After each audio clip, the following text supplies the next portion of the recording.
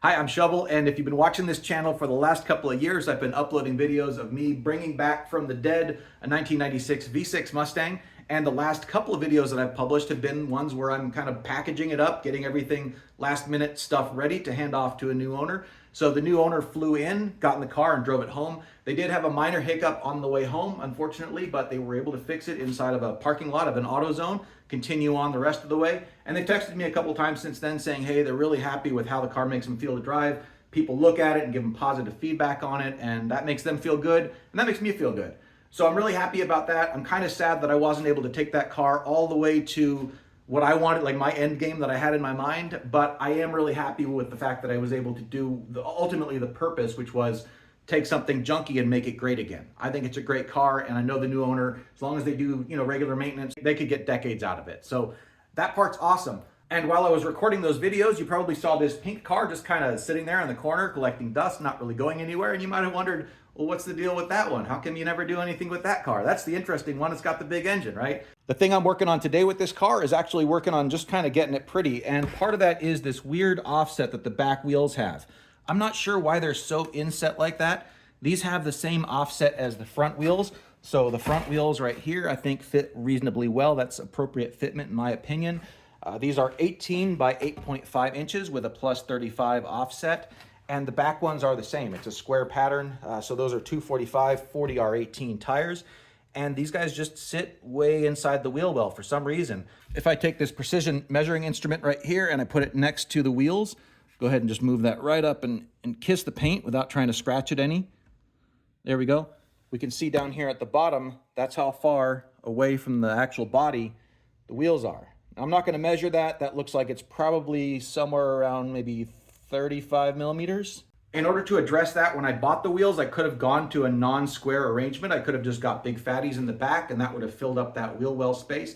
But my plan at that point, which was now several years ago, was to get a rear axle out of a 2003 or 2004 Mach 1, which has the big brakes and has 3.55 to 1 differential gears. So I was going to just put that on there, and then with that axle being 40 millimeters wider, that would have just put the wheels in a pretty good place and allowed me to run square offset, and everything would have been happy. That ultimately didn't end up happening, and I've actually changed my mind since then. I'm not going to put a Mach 1 axle in there. That's probably a story for another day, but I do still have a 2003 GT axle that is going back there after I make some changes to it. I know that's going to be a little while out for budgetary reasons, but I do have these. These guys here are a couple of 20 millimeter spacers, and so they're going to allow me to move those wheels out by 20 millimeters. An inch is like 25.7 millimeters, so these are slightly less than an inch. There is one challenge with that. Back when my wife was still able to work, I put these guys on the back of her car in order to be able to fit the snow tires that we had around the big brakes that are on her car, because it has big Cobra brakes back there. And these guys would allow the 15-inch diameter wheels to kind of stick out far enough that they cleared past the big brake calipers. But she's not driving to work anymore, so that means that she's not driving to work in the winter anymore, which means that these guys, I guess, are just surplus for me to fool around with. If I was buying a brand new set, I would probably get 25 millimeter or 1 inch in thickness, but the fact that these are 20 millimeter is in a way kind of a good thing, because that's the exact same difference between this axle and the width of the 2003 GT axle that's ultimately going to go in later. So if I put these spacers in between the axle I have now and the wheels, then I'm going to have the exact same wheel fitment that I'll have later without the spacers with the new axle. So that's going to work out pretty good. There's just one little problem. The wheel studs on the axle are too long for these, so they stick out through this. A little bit like what you can see there, even though the nut itself is inside of the thickness of the spacer, the stud sticks out too far. And that's how it is on the axle back there. And the way that we can solve that is by cutting them. Now, you might be thinking, oh no, cutting this thing on your car, it's a big deal. It's actually not that big of a deal to cut the studs. For one thing, they're still going to have full engagement because the part of the wheel stud that sticks out past the nut isn't doing anything. It's not part of the engagement. The other part is that studs aren't that hard to replace. So if for whatever reason I want to go back to full length studs again, it's going to take me like 45 minutes and like 15 bucks worth of replacement studs. Like, it's not really that big of a deal. So let's go ahead and get to work on cutting.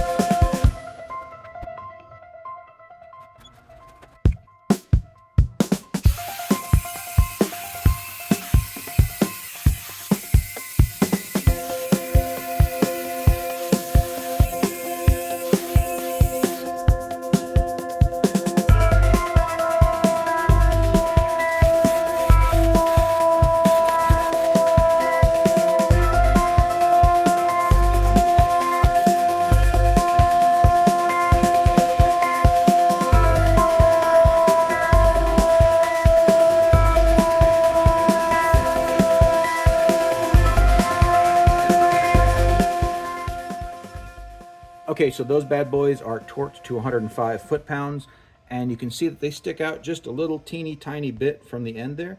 They're not exactly flush, but I think that's going to be okay. The back of the wheel offers me a little bit of grace, so I think it'll fit just fine. We'll go ahead and see how that goes on there.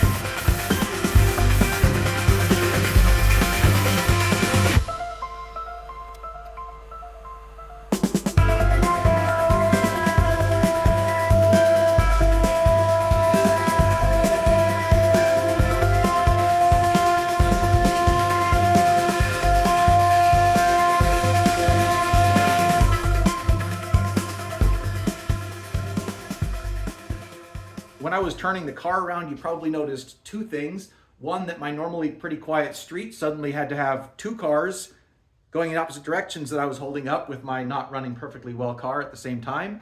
That makes me wonder about the universe sometimes. And the other thing, of course, is that the car isn't running all that well. This is my first time using Tuner Studio, and it's one of those things that you really have to get your head locked into and spend time on.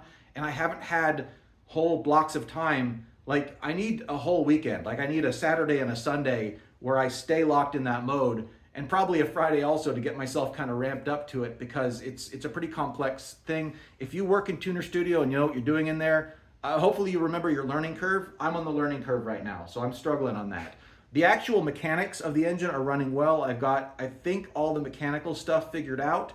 So now it's just a matter of getting it to want to run the car when it's cool, when it's hot, when the air conditioner's on, when the air conditioner's off, you know, all the drivability stuff. That's the stuff that I'm working on, and I just haven't had blocks, like actual whole blocks of time. And it's one of those things I don't think that you can do, like, you know, an hour or two after work on Thursday or whatever, and then pick it up 2 weeks later. I can't remember what the last thing I worked on. Like right now, I can't remember the last thing I worked on in it. And so I'll have to start from scratch, relearning everything. I might even have to reload the base tune back into it and just start from literally scratch. So that's why the car's not running super well, and that's a big part of why I haven't been driving it, along with beating a dead horse, budgetary stuff. In addition to that, my wife's car is filthy. It's covered in dust from just doing stuff out here in the garage and the world happening. And so I don't want it to get like an inch of dust on it. So tomorrow after work, I'll go ahead and give it a little wash as well. Not that it's going to be going anywhere but right back into the garage, but at least it'll be clean hanging out in here. So let me know what you think of the wheel offset as I've got it on there. If you're interested in getting a set of spacers for your Mustang, I'll go ahead and leave a link down below to an Amazon affiliate thing. You know how those work. If you click it and you buy a set, it doesn't change what you pay, but it gives me a couple of pennies back. They're also available in different widths. So if you want to do something other than 20 millimeter, you can do something other than 20 millimeter. And also let me know if you want to know any more about how this car is built, about the tuner studio stuff, about using a third-party ECU. I'm not an expert on that stuff, obviously, yet, so I can only answer as much as I know, but I'll be happy to do so if you have any questions. Thanks for watching.